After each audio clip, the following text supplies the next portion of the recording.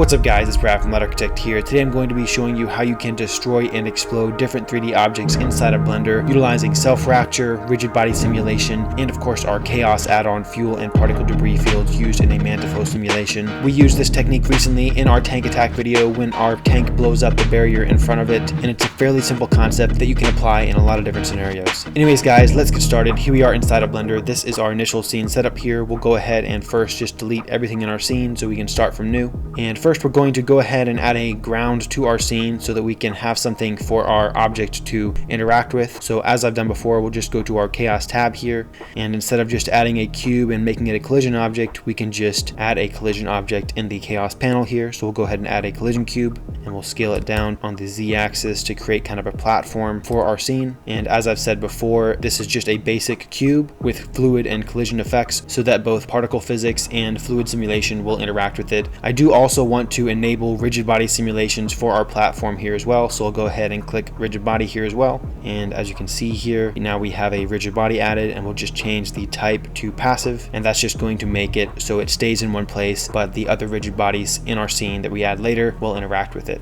Alright, so now let's go ahead and create a wall to explode for our project here. So I'll go ahead and go to File and Import Images as Planes, and if you don't have this button here, then go ahead and enable Images as Planes add-on under Edit and Preferences. Go ahead and go to the add-ons there and enable it, but we'll go ahead and just go to Images as Planes here, and I'll just go to one of our downloads here. I have a picture of kind of a concrete poster. I'll go ahead and use one of these here, maybe this one right here, and this is just from textures.com. You can use any texture you want though. I'll just go ahead and import that, and as you can see, it comes into our scene here, and we're going to turn it into a cube by extruding it, but first we'll go ahead and rotate it on the x-axis 90 degrees, and we'll also go ahead and switch to Cycles rendering engine so that we can see what we're working with. So I'll go ahead and go here in the camera tab and just change the render engine to Cycles, and now if we go to view mode here, we can see our texture that is applied to our plane here. And what we're going to do to create a very basic concrete wall is we're just going to extrude it. So I'll go ahead and go back to solid mode here, scale it up to make it a little bit bigger, and we'll just kind of create kind of a barrier here. I'll go to edit mode.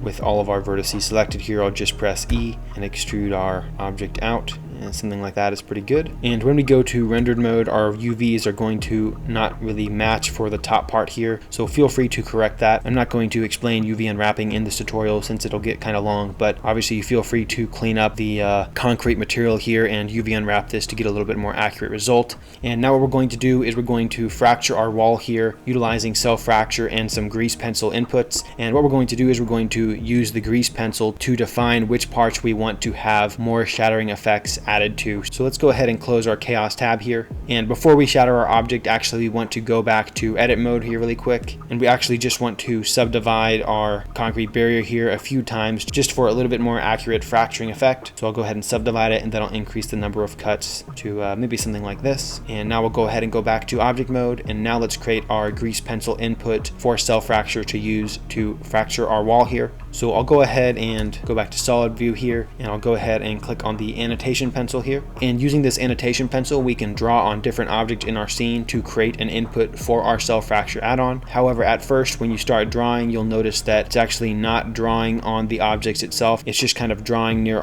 wherever our 3D cursor is. So I'll go ahead and undo my draw input here. And before we create our pattern with the annotation pencil, I'll go ahead up here to tool, and under the active tool and annotate, I want to change the placement of our pencil to surface. And now whenever we draw on our surface, it will actually be drawing on the object itself, as you can see. And I might also just change the color of our annotation as well, just so we can see it a bit better. Maybe red is kind of good. So I'll go ahead and undo our annotation. Alright, so now let's go ahead and draw a pattern on our wall here for our self-fracture to use to fracture the object. So what we want to do is we want to draw more where we want more of the shattering to be, and then kind of branch out from there to create more cracks within the surface. So it requires some experimentation, so feel free to play around with this step, but I'm just going to go ahead and just fracture the very center of our wall here. Just maybe create some circles here like this, maybe create some little streaks coming off the center. That's kind of cool. Maybe add a few dots to fracture it a little more, and something like that's pretty good. And we can do something similar on this side if we want. Maybe just create some lines coming out here. And we could also put some points out here, but I want to just blow up mostly the middle portion of our wall here. So this should be pretty good. Now let's go ahead and go back to our select cursor here. And now while our concrete wall is selected, we'll just go to Object, Quick Effects, and then we'll just go to Cell Fracture. And this is where we can change the settings of cell fracture. So we want to go ahead and increase our source limit, so the number of objects that our wall is going to be fractured into. I'll increase this to something like 200. You can also increase the noise for some more random point distribution, but the main thing we want to do in order to use the annotation pencil inputs that we created here is make sure that annotation pencil here is selected. So we'll go ahead and select that. Sometimes I also play around with the recursion option here. What that's going to do, if we set recursion to 1, that would mean that after an object is shattered once, it'll go ahead and fracture them again to create the source limit of 200. But I'm going to go ahead and leave that at 0 just for this basic version of this concrete wall explosion. And the main thing you're going to want to make sure is selected is the annotation pencil. And then again, just change how many pieces under the source limit that you want your fractured object to turn into. All right, so this should be pretty good. Now let's just go ahead and press OK. And now as you can see here, cell fracture is breaking up our object according to the input of our annotation pencil. And as you can see here, now our object is fractured. In addition to all of the fractured elements here, we also have the original unfractured wall. So if we go ahead and click here, it will select our original unfractured object, and then we can grab it and maybe we can place it off to the side somewhere. Or even better, we could actually just rotate it on the Z-axis.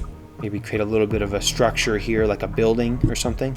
Go ahead and duplicate it again, rotate it 90, bring it back. And now instead of just a wall, we have a super rudimentary building. Again, for the sake of this tutorial, I'll keep it simple, but you get the general idea. We'll also go ahead and make these two walls on the side here passive rigid bodies as well. So I'll go ahead and select the first one. I'll go to the physics panel here and then add it as a rigid body, and then make it a passive rigid body, and we'll just change the shape to mesh. And then we'll do the same thing for this one, rigid body, passive, mesh.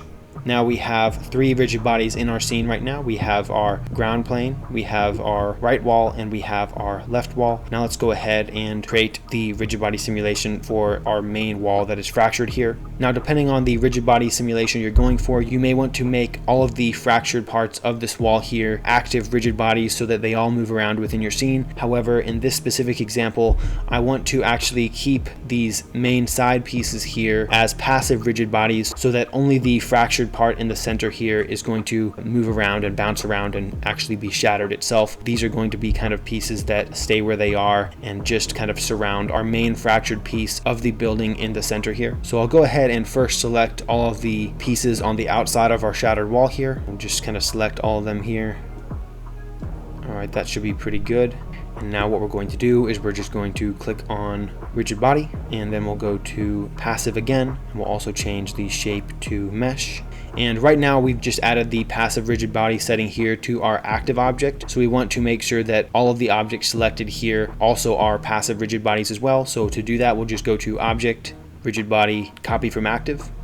Now, as you can see here, all of the objects we select that are on the outside here have our passive rigid body setting added to them. So now they're part of the simulation, and the rest of our active rigid bodies that we add to the scene in the center of our destruction here will interact with these passive rigid bodies on the outside. All right, so now that we've created our passive rigid bodies on the outside of the main shattered portion of our building here, let's go ahead and select the smaller pieces here in the center and make them active rigid bodies inside of our simulation to create our destruction. So let's go ahead and zoom in here. I'll go ahead and also go under View, Annotations, and just kind of get rid of our annotation here since it's in the way. And we'll just go here and start selecting all of the objects that we want to make active rigid bodies. Make a wireframe here, and we'll just start selecting the main part of our system here. Go ahead and select them, and then we'll start deselecting stuff here that was already a passive rigid body. So we'll go ahead and just deselect everything that we don't want to be active. Alright, so now that we've selected all of the shattered objects in the center of our fractured wall here, we'll go ahead and go back to the Physics tab, and again we'll select Rigid Body. And for these, we want them to remain active, and then we want to change the shape of their collision physics to Mesh, so it's a more accurate rigid body simulation. And we'll also go under the dynamic setting here and enable deactivation. and that's going to make sure that these objects don't start interacting within the world until something hits them, which we're going to create. And under the deactivation panel here, we'll say start deactivated, and this should be pretty good. We may have to adjust this later, but this is looking pretty good for now. And now while our centered objects are selected here, we'll go ahead and go again to Object and Rigid Body, and now we're just going to click on Calculate Mass. And Blender has a variety of materials to choose from for the mass of your rigid body simulation, depending on what you're trying to destroy. But I think this should be pretty good for maybe something like concrete, since it's a kind of a concrete wall. Alright, so now that we've added the material, we want to copy that attribute to all of our objects selected here. So we'll just again go to Object, Rigid Body, and Copy from Active. And now Blender is going to make all of the objects that you have selected active rigid bodies with the settings that we just set for them. And let's go ahead and see how we're looking when we play through here.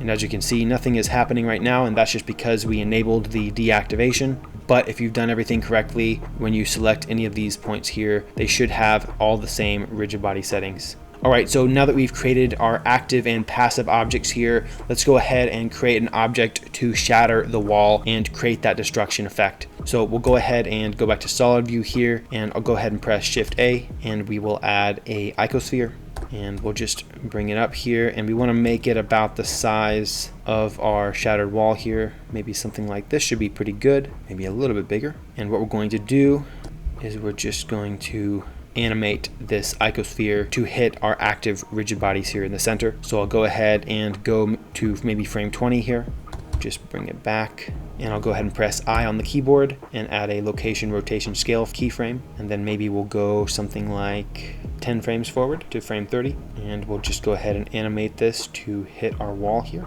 something like this. And we'll just go ahead and press I again and add a location rotation scale keyframe. And now what we want to do is we want to make our icosphere here a rigid body as well. So we'll go ahead and click on rigid body while it is selected, and we'll go ahead and make it a passive rigid body and also make it animated. And this should be pretty good. You can leave the shape at convex hull. And now what we can do here is under the scene properties tab here, we can go to the rigid body world, and under cache, we can just bake the simulation, see what we're getting so far. I'll make the end frame at 100 just for now, and go ahead and press bake. And now Blender is going to go through frame 1 through 100 and calculate our rigid body simulation to see what we're getting so far. Alright, so that actually worked pretty well. Most of the time when I do my first test for the rigid body simulation, it doesn't interact exactly the way I want it. Sometimes I have to play around with the split impulse if something weird is happening with the simulation, if objects are bouncing around in a weird way. But this is essentially what you need to do to create that rigid body destruction. As you can see here, if we play through frame 1 through 100, that ball is just hitting the center of our wall here, and our objects are just bouncing around as they should. And yeah, it's looking pretty good. I'm going to go ahead and actually extend the simulation end frame here, so I'll go ahead and delete the bake. And since it works so well this time, I'm going to go ahead and leave this as our main rigid body simulation. I'll just increase the end frame of our simulation to something like maybe 150. Have an extra 2 seconds on there, and to go ahead and press bake again. Now we'll also change the end frame of our timeline to 150 as well. And yeah, this is our rigid body simulation. If we go to rendered view here, you can see our fractured concrete wall, and you have a pretty awesome looking result.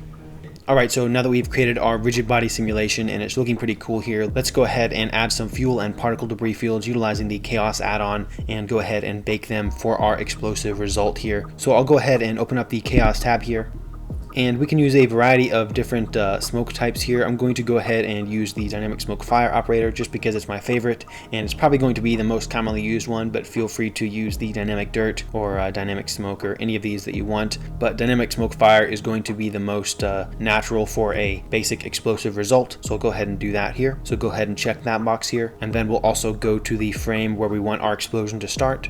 So it's around frame 30 when our wall starts to explode, so maybe around frame, we'll try frame 28 here when our explosion starts. So I'll go ahead and select our timeline frame 28, and then we'll use our 3D cursor here, select where we want to add our explosion system. So I'll go ahead and select here in the center of our blast. And now we'll just go ahead and we can adjust a few of these particle parameters here. I'm going to leave most of them the same, and we'll just adjust them in the particle settings. But this should be pretty good. Initial starting velocity 0.25. Yeah, maybe maybe we'll make this particle start size 1 as well. All right, this should be pretty good. Let's go ahead and first add a omnidirectional burst here. So I'll go ahead and press omnidirectional burst.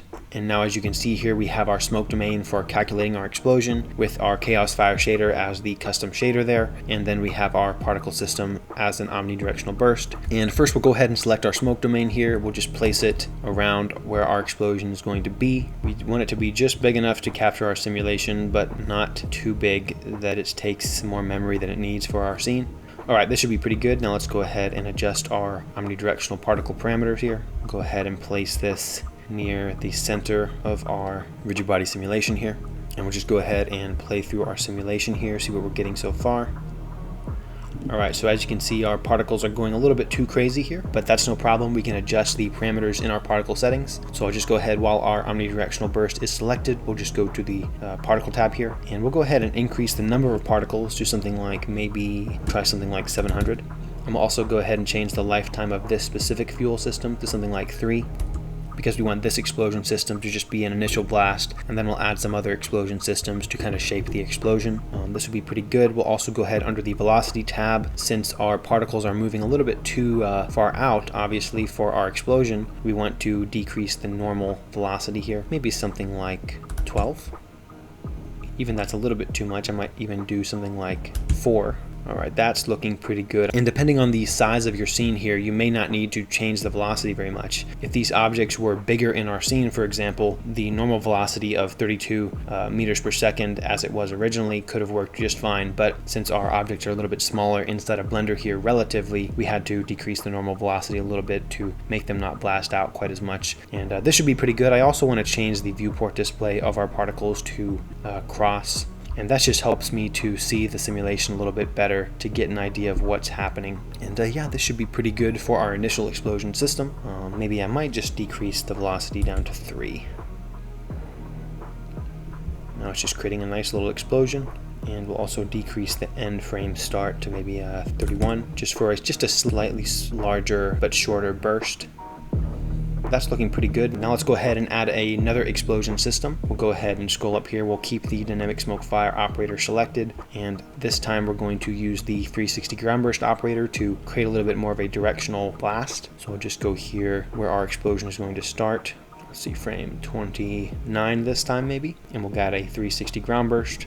And as you can see, another operator comes into our scene. This particle system is going to blast directly upward, and we can change how direct it is by scaling it up on the z-axis, for example. Now it will go much more directional straight up, and as you can see, we'll also need to adjust the normal settings of this one as well. So we'll go ahead and change back the normal velocity to, we'll try something like 4 for this one.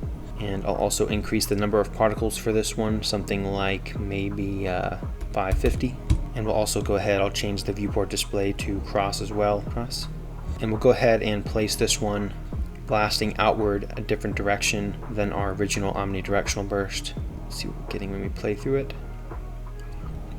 As you can see, it's just blasting a little more outward, and we can just kind of create a stream of particles in different areas of our blast. I'll keep the lifetime at 4, but I will change my end frame to 33. Make it a little bit shorter of a burst. Now let's go ahead and for our last few particle systems, I'll go ahead and press Shift D while our 360 ground burst is selected, and that's going to create a duplicate of this specific explosion. And I'll also duplicate the particle system so we can change its parameters by itself. And I'll just place this one kind of downward a little bit more, and we'll just kind of create little streams of particles blasting out in different directions. We can change the lifetime of this one to 6. It's kind of cool, and maybe we'll increase the scale of it one direction or another. And we'll go ahead and duplicate it one more time. Duplicate the particle system as well. Rotate it over. Maybe we'll blast this one directly out. And you're just kind of building a fuel field for your simulation. You can feel free to play around with it to create some variation within your blast. This is looking pretty good. As you can see, we have some dense particles, but it also has some variation within the blast. I might decrease the lifetime of this one to 5. All right, something like this should be pretty good. Let's go ahead and save our project and then bake our fire and smoke simulation, and then go ahead and bake our fire and smoke simulation. So I'll go ahead and go to File, Save. Then we'll just create a wall destruction tutorial. Create a folder here. Save it. And now we will select our smoke domain. We'll go ahead and also choose where we want to save our smoke simulation data. So go here, go to that same folder, create a new one, wall destruction cache, and accept. And we'll change our end frame of our smoke cache for our simulation data to 150 as well. And now we'll go ahead and set up our smoke domain for baking our simulation. Under the smoke domain settings here, under the physics panel, we have a few settings that we can change. I'm going to increase the resolution divisions a little bit to something like maybe 256. That's just so we can get a little bit larger scale look. This number, as I've said before, is just the number of times that Blender is dividing up your smoke domain. So the more resolution divisions you have here, the more larger scale your smoke simulation is going to look. And then you can up-res your explosion with the noise setting here. And this is just how Mantaflow works, but for whatever reason, just keep in mind that Mantaflow is not working in Blender 2.83 yet, as far as I know. So 2.82 is where you should be doing pretty much all of your simulation, in my opinion. But yeah, we'll go ahead and put that at 256. Then we'll leave most of these settings the same. I will turn on vorticity to maybe 0.02, and that's just to create a little bit of random movement within our smoke. And we'll also go ahead and check dissolve. We'll leave the time for the smoke and fire to dissolve to maybe 250, just so it takes a little bit longer. Then under the fire setting, we'll change the reaction speed down to 0.1, and that's going to give us a much more fiery result, as the flames are just going to take a lot longer to burn out. So it'll give us that fiery explosive look. Maybe 0.12. We don't have a lot of particles, so that should be about right. And yeah, this should be pretty good. Let's go ahead and save our project one more time. And then we'll just go ahead and click on Bake Data, and then give Blender some time to calculate your original explosion base mesh. Alright guys, so we are back and we have baked our original smoke and fire simulation base mesh, and it's looking pretty cool here. I think I would, in retrospect, decrease the resolution divisions a little bit just to get a slightly smaller scale result, as it's a little bit too large of a scale for this specific scene here, but I still think it's going to look pretty cool here. However, before we bake our high resolution noise on top of this original simulation to create that detail in our smoke and fire, let's go ahead and play it back in real time using our OpenGL render active viewport option. So we'll go ahead and choose a nice frame for our simulation here. We'll go to the output setting here. Maybe we'll change the percentage to maybe something like 75, and then we'll just go to view and viewport render animation, and now Blender is going to go through all of our frames, and then we can play it back in real time to see how it's looking. Alright, so we'll go ahead and close the window here, and now what we can do is we can go to render and view animation, and now Blender is going to play back our animation in real time. And as you can see, I think our timing of the explosion is a little bit off compared to our rigid body simulation. However, it's not bad. I think it's believable, and I think once we bake that high resolution noise on top of our original smoke simulation, it's going to look pretty awesome. So let's go ahead and exit our window here, and we'll go ahead and save our project one more time as well. And then to bake that high resolution noise on top of our original simulation, we'll just select the smoke domain, go to the physics panel here once again, and under the smoke settings here, we'll go ahead and click on noise. And now, depending on how much you want to increase the resolution of your simulation, you can increase the up-res factor. I think a factor of 2 should be pretty good for our simulation specifically, but if you want to render your smoke and fire up in a really tight shot, you may want to increase this to 3 or 4, but just keep in mind that's going to take more time for your computer to simulate. But anyway, this should be pretty good. Let's go ahead and click on bake noise, and then once again, give your computer some time to bake that noise on top of your original simulation base mesh. Alright guys, so we have baked our high resolution noise on top of our original explosion base mesh here, and it's looking pretty cool here. Now, to finalize our explosion setup, we're going to add some lights and an environment for our scene, and then add one more chaos debris field to bring everything together. Alright, so first let's go ahead and go to the world properties tab here, and we'll just add a world to our scene, and then change the color to sky. And then we'll also go under the camera settings here, and under the film option, we'll just change it to transparent, and that's just going to make our background transparent so that we can render our animation with an alpha channel. Alright, so now let's go ahead and add a camera as well as some lights to our scene. So let's go ahead and find a cool angle for our camera here. I think this is a good angle here. So go ahead and press Shift A, add a camera, and we will just pull it back here, go to view, camera. Alright, that's pretty solid. Now let's go ahead and add some lights to light our smoke and fire. So we'll go ahead and press Shift A again. We will add a basic area light here. And we'll just bring this over. We'll create a general backlight for our scene here. And we'll just scale it up to make it a larger source. And that's pretty good. And we'll also go ahead and change the power to maybe try something like 3000 for now. And then we'll go ahead and duplicate this source. Press Shift D, put this one off to the right here, rotate it. All right, just something to light up our smoke from both angles. Maybe we'll make this source a little bit bigger. And now we'll go ahead and go to our shading settings while our smoke domain is selected and adjust the smoke domain material for our render. So we'll go ahead and go to shading here.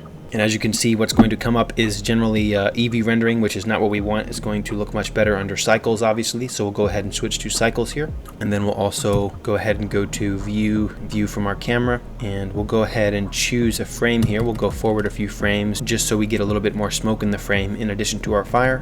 Go to rendered view. And as you can see here, our KHAOS fire shader is our default shader within our smoke domain, which is going to be perfect for our simulation. Let's go ahead and adjust a few of the settings. First, I'll go ahead and turn down the brightness of our area light here to maybe 500 or even 300. All right, this should be pretty good. We're also going to go ahead and first change some of our settings under the render properties tab here. We'll go ahead and under light paths, we'll increase the volume bounces to 4. And that's going to give us much more volumetric lighting for our smoke and fire. And then we'll also change the volumes step size to 0.05 and then our max steps to 260.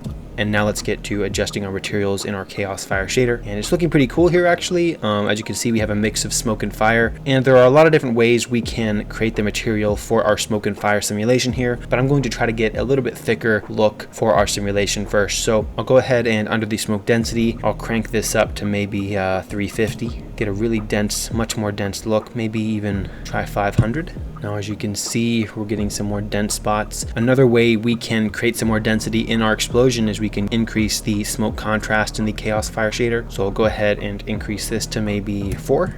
And that's going to start to cut up the flames a little bit more in our simulation as well. We probably don't want it too dense because we want it to kind of look like it's interacting with the rigid body simulation, but I think this is going to be pretty good. We might increase the flames contrast a little bit to get it to push through the smoke a little more. So maybe something like 10 for the flames contrast. And as you can see, that's going to push different parts of the simulation through the smoke a little bit more, and it's going to kind of carve up the smoke with the fire detail. And I think this is looking pretty good. Let's go ahead and choose a few more frames to look at it. Let's go to layout mode here so we can choose our frames a little more effectively. Let's try something closer to the beginning of our explosion so we can take a look at what our flames are looking like. All right, maybe frame 37. Let's see how it's looking. And this is going to be pretty good. We're going to add some glow and glare to it to bring everything together. I think this is going to be just about right, honestly. We'll try frame 70 here, see what it's looking like there as well. And at this point, the smoke is kind of settled. It's just kind of fading away in our scene. And I think this is going to be pretty good. Now let's go ahead and add our final debris fields utilizing the KHAOS add-on once again. So let's go ahead and go back here to maybe frame 29. And we'll go to the KHAOS tab here. We'll deselect dynamic smoke fire and instead we'll add some rocks. We could also add dirt, but I like the 3D scanned rocks a little bit better. And let's go ahead and use a 360 ground burst here. So go ahead and select that. And now as you can see, a 360 ground burst full of rocks has come into our scene here. Let's go ahead and rotate it to blast out from the wall here. All right, let's see what this does for us. Maybe we'll put it a little bit further in. We'll go ahead and put it inside the wall here. Now let's go ahead and play through it and see what we're getting.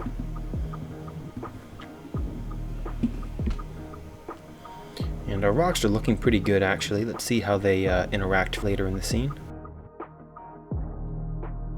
And that is looking surprisingly good for our first try here. That rock debris is just going to blend into the rest of our explosion pretty nicely. The default debris fields inside of KHAOS are going to interact with any of your collision objects in your scene, so that's also helpful. If we want, we can go to the particle tab and we can change the number of particles to create a little bit of a different result. I might increase the number here of these rock particles to something like 400. And what I'll do here in order to play around with the particle system is I'll just select the smoke domain here and we'll go ahead and disable it temporarily under the physics panel here.